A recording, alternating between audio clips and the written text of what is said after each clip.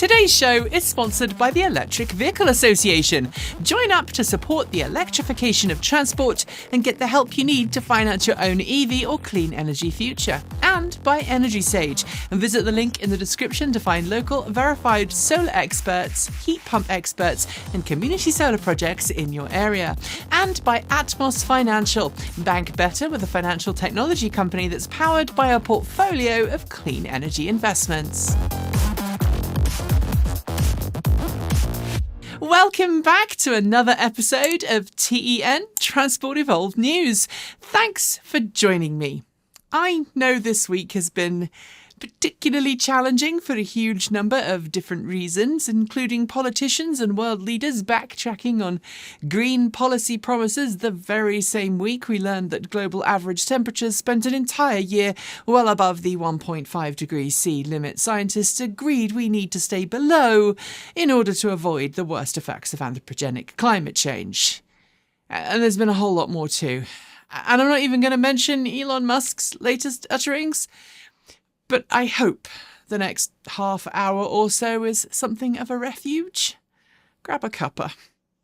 I'm going to start with a little correction from last week's show, in which I commented that Tesla's now accounted for 1 in 8 cars sold in the state of California, and I stated that was equivalent to 21%. Of course, that is bovine byproduct. I should have stated that EV sales en masse, Tesla et al., was 21.4% of all new cars in the state last year. I wasn't doing good maths last week. Blamed some pretty heinous knee pain. I'm sorry. We start today's show with news of a substantial update to a car that we've always viewed as the driver's EV, the Porsche Taycan. In addition to some pretty substantial tweaks inside and out, as well as an updated list of standard fit features and options, the entire Taycan lineup has been given a substantial re-engineering at the drivetrain and battery pack level, with a new, more energy-dense battery pack offering up to 105 kilowatt hours of capacity and the ability to charge from 10 to 80% full in 18 minutes at power levels of up to 320 kilowatts. There's also improved 400-volt charging capabilities as standard, up from 50 kilowatts to 150 kilowatts, and up to 690 kilowatts of drive power at the wheels. But to buy that particular variant, you'll need to be very, very wealthy. In last week's show, I told you about Ford's promise to send out complimentary CCS to NACS charging adapters to all Mustang Mach-E and Ford F-150 Lightning customers, and during that segment, I said that I didn't know if you'd need to use an app to initiate charging. This week, Ford confirmed an app won't be necessary, telling Inside EVs that in order to initiate a fast charging session at a Tesla Supercharger using its complimentary adapter, customers will be able to use their vehicle's infotainment screen or Ford's existing Ford Pass app. At least they will if they've signed up for Ford's Blue Oval Charging Network, which is Ford's in-house name for plug and charge. But beware, because while the soon-to-arrive adapters will be physically compatible with all Tesla superchargers in North America, you'll only actually be able to charge at V3 and newer superchargers. While most superchargers are now V3 or newer, not all are. It's no secret that vehicles are getting larger, both internal combustion and battery electric, and we have talked on this channel plenty about what that means for pedestrian safety. Now, the University of Nebraska-Lincoln's Midwest Roadside Safety Facility has highlighted a new risk from vehicle bloat. It crashed a Rivian R1T travelling at 60 miles per hour, 100 kilometers per hour, into a standard crash barrier for a recent study, with the R1T obliterating the crash barrier with little problem. The TLDR here is that due to vehicle size increase and bloat, both for ICE and EV, the impact energy of many cars on sale today drastically exceeds the engineering limits of crash barriers used around the world. As we're growing tired of saying, we need to stop supersizing our vehicles. Talking of supersized vehicles, a new poll of users at the Tesla Cybertruck Owners Club shows that for at least 1/4 of those polled, range trumps load-carrying capabilities. It polled its members on Tesla's range-extended battery pack option for Cybertruck, an add-on that's not yet available and which Tesla says will reduce load-carrying space by 1/3 and payload capacity by 600 pounds, about 270 kilos or thereabouts. Despite that, and the $16,000 price tag, 20% of all-wheel drive dual-motor reservation holders and 30% of Cyberbeast tri-motor reservation holders say they've opted for the range-extending pack. Tesla says it increases range by approximately 120 miles, 193 kilometres. Ford published its quarterly earnings this week, showing record-breaking EV sales during the fourth quarter and edging past its nearest rival GM in the EV sales charts. Despite the positive sales figures, however, Ford said during its earnings call that it has slowed down several investments, including in its EV programs, with its Model E division, a recent spin-off business exclusively for its EV models, recording a $4.7 billion loss for the year, which Ford in turn blamed primarily on EV price competition and its investment in future EV platforms. As a whole, Ford's Q4 revenue hit $46 billion, beating Wall Street estimates by $3 billion. That said, Ford's fourth quarter estimates reported a net loss of $526 million due to salary adjustments worth $1.7 billion it negotiated with the UAW. Investigations are underway in San Francisco after a cyclist was hit by a Waymo autonomous vehicle. According to reports, the accident took place at a four-way intersection after a large truck turning at the junction blocked the Waymo robotaxi's view of the road ahead. This meant the vehicle failed to properly detect a cyclist that was hidden behind the truck, pulling forward after the truck cleared the intersection and not noticing the cyclist in time. While Reuters reports that Waymo properly alerted authorities to the accident and the cyclist was able to leave the scene on their own with minor injuries, this is yet another example of why autonomous vehicles aren't capable of dealing with edge case scenarios very well. The US National Auto Dealer Association held its annual conference in Las Vegas last week, and as you might expect, electric vehicles featured prominently. While both the outgoing and new chair of NADA took to the stage to cast doubt on electric vehicles and call on the US federal government to ease new EPA emissions and fuel economy targets, there was some good news too, with NADA launching a new funding program designed to help auto dealerships become more familiar with and better trained to sell and work on EVs. While the former got plenty of news headline time, the latter really didn't, and while we've no doubt the overwhelming majority of NADA members, especially in some parts of the US, are very much not keen on selling EVs, it's good to see that for at least some, EVs represent a path forward towards cleaner vehicles and, I'd hazard to guess, more business to steal from dealerships who aren't pro-EV. BMW officially revealed its first all-electric wagon this week in the form of the i5 Touring. Available as both a rear-wheel drive and all-wheel drive model, the i5 eDrive 40 Touring and i5 M60 xDrive Touring respectively, it offers an alternative to oversized SUVs for those who need to regularly carry large items, and it will go on sale in select markets later this year with a fully vegan leather interior standard, at least, unless you opt for the M Sport package. We've not had a chance to drive any i5s yet, so I can't give you much on how I expect it to drive, but it is worth noting that the i5 Touring is unlikely to ever go on sale in North America, with BMW being very candid about the fact that this is primarily a European market vehicle. We all know by now that Elon Musk loves to talk about Tesla's full self-driving on his social media platform X, alongside some more inflammatory stuff that I'm not going to go into right now. But while Elon has been stating that we'll see full self-driving go live to customers by the end of this year, his brother, Kimbal, remains more cautious. Talking to Graham Bensinger this week in a YouTube video, Kimbal, who referred to the Tesla Model S as the best car since the Ford Model T, stated that he believed it would be maybe 5 years before Tesla will be able to remove the steering wheel from its vehicles. Telling Bensinger that he felt FSD would happen this decade, Kimbal Musk acknowledged that there's a lot of governmental regulatory hurdles ahead before true FSD is available everywhere. Solar electric vehicle startup Aptera confirmed this week that it successfully closed its year-long Accelerator Program, a fundraising effort to help get its vehicles into production, offering investors contributing $10,000 or more into the program the chance to secure one of the first 2,000 solar electric vehicles to roll off the production line. Aptera says the Accelerator Program has officially closed, having raised $33 million.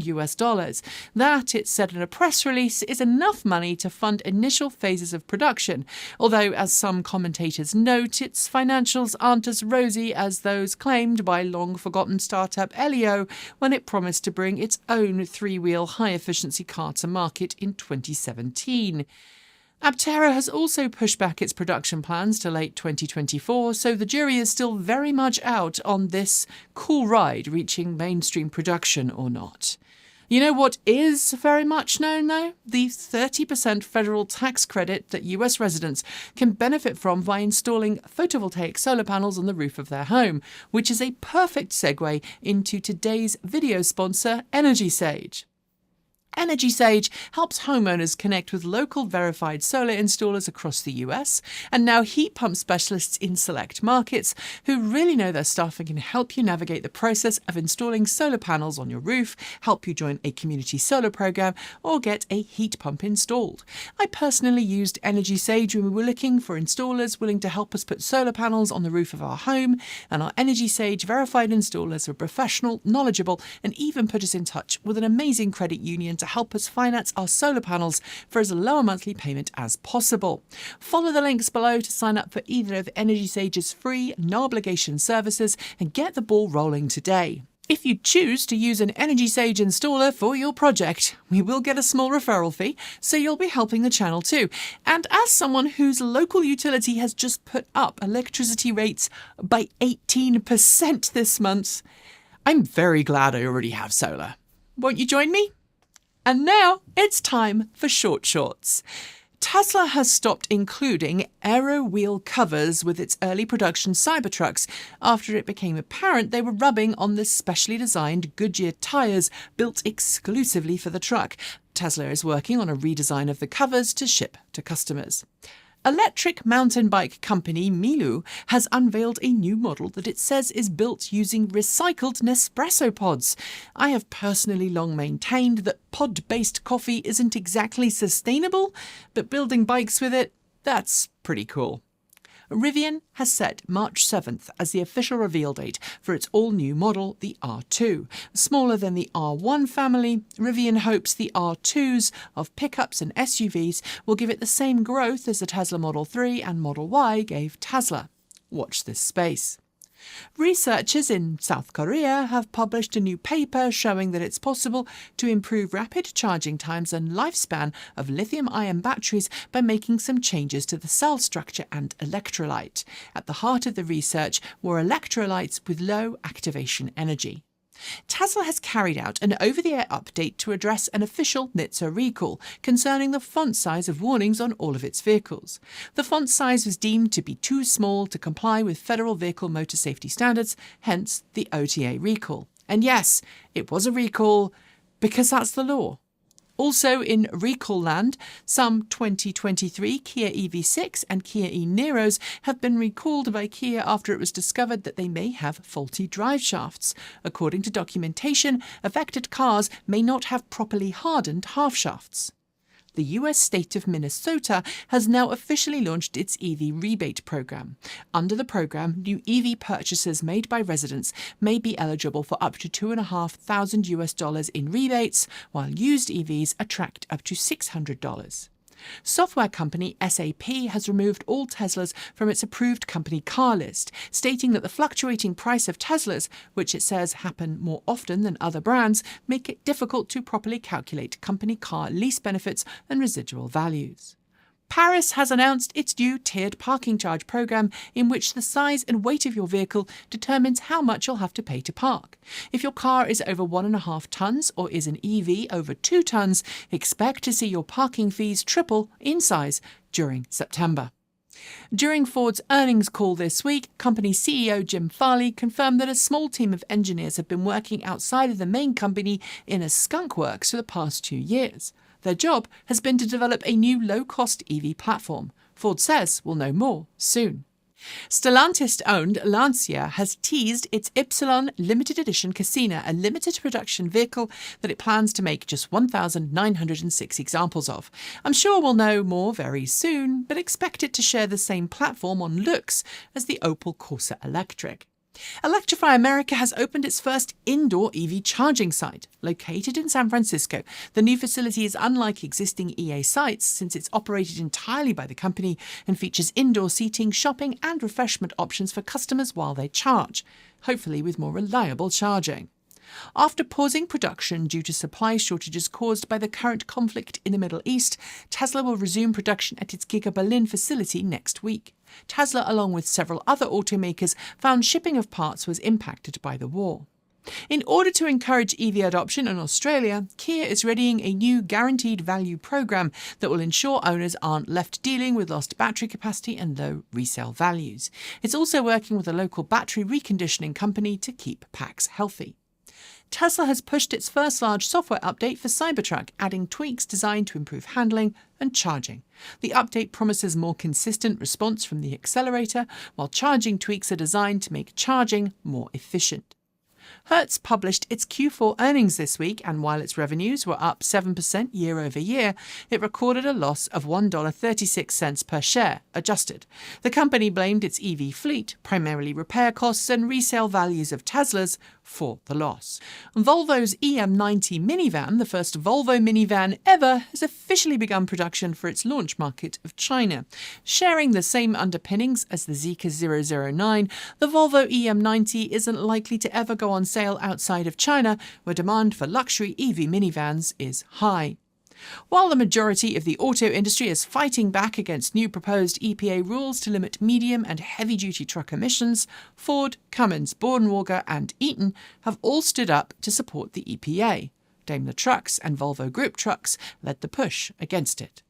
The B4, Bollinger Motors all-electric modular commercial vehicle, is now eligible for US federal tax credits, meaning that customers who opt to have an electric medium-duty truck built up on the B4 can claim up to $40,000 of incentives per vehicle. A Rivian R1T and Rivian commercial van have arrived in Australia at the headquarters of Mevco, an Australian company that specialises in designing, building, supplying and maintaining electric vehicles for the mining industry. They're currently undergoing testing in Perth. Despite its seeming reticence to build electric vehicles globally, Toyota has confirmed this week that it will invest $1.3 billion into its Kentucky factory specifically to build EVs there. A new three-wheel SUV will be built, as well as other models. US Commerce Secretary Gina Raimondo warned this week that electric and autonomous vehicles built using Chinese components could be used to collect data about their owners and send it back to China. We'd love to dig deeper into the cybersecurity angle here, so let us know if you'd like us to do as well. Despite Elon Musk saying that Tesla would only offer existing customers one chance to transfer free supercharging and FSD activation to a new car, the company has brought back the deal for a second time. It will likely help drive a mid-quarter sales spike. Swedish motorcycle company Cake has filed for bankruptcy. Filed on February 1st, insolvency administrators are already working to prepare documentation ahead of a pending sale, and will be keeping an eye on what that means for existing customers. Nissan has officially launched its new Interstar commercial panel van for Europe with both an internal combustion engine and all-electric variant. The all-electric variant, called the Interstar-e, features an 87 kWh battery pack and DC quick charging. Hitachi Construction Machinery, working alongside ABB Traction, has completed construction of a massive earth-moving dump truck for use on mining sites around the world. It features a massive onboard battery pack, as well as pantograph overhead-style charging. Hyundai has confirmed that it plans to electrify its Casper subcompact, with a plan to bring it to Europe shortly. While nothing has been officially set in stone, most reports cite an expected retail price of around €20,000, cross-shopping against the Dacia Spring and the Citroën EC3. Polestar 2 owners, fed up with a lack of progress from NHTSA on adaptive headlight regulations, are taking it on themselves to reprogram the lighting system in their vehicles to activate the feature that customers in other markets have. The F-150 Lightning has the same block, but I am honestly sure I know nothing about doing the same thing to my truck. Indian firm Revolt Motors has unveiled a new variant of its RV400 electric motorcycle. Called the RV400 BRZ, the bike offers the same basic design but has a more modest set of onboard tech to bring the price down. It's designed to offer similar spec and speed to a 125cc motorcycle. And finally, for the segment, Bloomberg has reported that Tesla is asking its managerial staff to identify, quote, critical members, end quote, of their teams ahead of what it appears to be as a round of layoffs. Tesla has used such metrics in the past to let staff go, hence the reason Bloomberg is saying what it's saying. And those are your shorts. There will be more next week.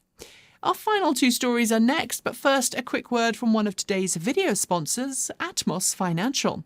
Imagine a bank where your savings not only grow, but also go towards growing a greener world. That is exactly what Atmos Financial does for you. With Atmos, every dollar in your checking and savings account is funding projects that light up lives with solar energy, not fossil fuels. Atmos is banking that builds a better tomorrow with every swipe of your card because they're committed to investing 100% in clean, equitable and sustainable progress. With a 3.5% savings rate and a mobile app, your finances and the climate go hand in hand. It charges no monthly fees and there are no minimums keeping you awake at night. It offers accessible solar loans for those who want to give the fossil fuel industry the ultimate middle finger, and much more. By joining Atmos by using the link below, you're not only choosing a smarter way to bank, you're planting seeds for a healthier earth. And every sign-up supports this channel, so we can keep bringing you the content you love. I'm a customer, and I love knowing that I'm helping save money and making sure that my own money doesn't end up funding the fossil fuel industry. And now it's time for those last two stories. It is no secret that one way to encourage people to get behind the wheel of a cleaner, greener vehicle is to provide incentives to help them make the switch. In the EV world, we've seen that time and time again, with countries like Norway proving categorically that generous incentives, both financial and practical, can help people dump the pump. And when those incentives go away, sometimes EV adoption rates can also disappear. And that's sadly becoming very clear in Aptera, New Zealand. After last year's election, the new government opted to end the clean car discount at the start of this year, leading to record-breaking EV sales in December and a terrible January. At the same time, new fees for EV drivers coming into force in April means that EVs really took a hit, a pair of policies which Better NZ calls unfathomable. We sadly agree. He's hoping the government changes its mind very soon because, as this week's climate change news shows, there's really no time for buggering about. And finally, if you are into tech, you might know that Apple recently began shipping very first examples of its Vision Pro headsets to eager fans around the world. And while the unit itself is ridiculously expensive, basically it's nearly the same price as one of Apple's high-end laptops, we're seeing plenty of videos of people using the augmented reality headset in the real world, however obnoxious that might appear to other people. Using Apple Vision Pro on the metro is one thing, but using it behind the wheel is something completely different. And this week we were inundated with videos of people behind the wheel of a Tesla while using the headset. Although at least one of those videos later turned out to be a carefully staged hoax, and you'll note we're not showing the videos here, I honestly cannot believe that I have to remind you not to try anything like this. Firstly, Apple Vision Pro really does impact your real-world vision, even in pass-through mode. And secondly, using one behind the wheel, even if you think your car is driving, is dangerous, stupid, and frankly, I think should result in you losing your driving privileges. Tech is great, in the right place, and at the right time. And on that note, we're done for today. As always, a massive thank you to the Electric Vehicle Association for sponsoring today's show. They have been advocating for EVs since 1967 and firmly believe our future depends on us making the switch to clean, green electric cars today. The EVA can help you find someone near to you that can help you make the switch to electric. It can help you become an EV educator, and it can point you in the direction of monthly meetups for like-minded EV fans.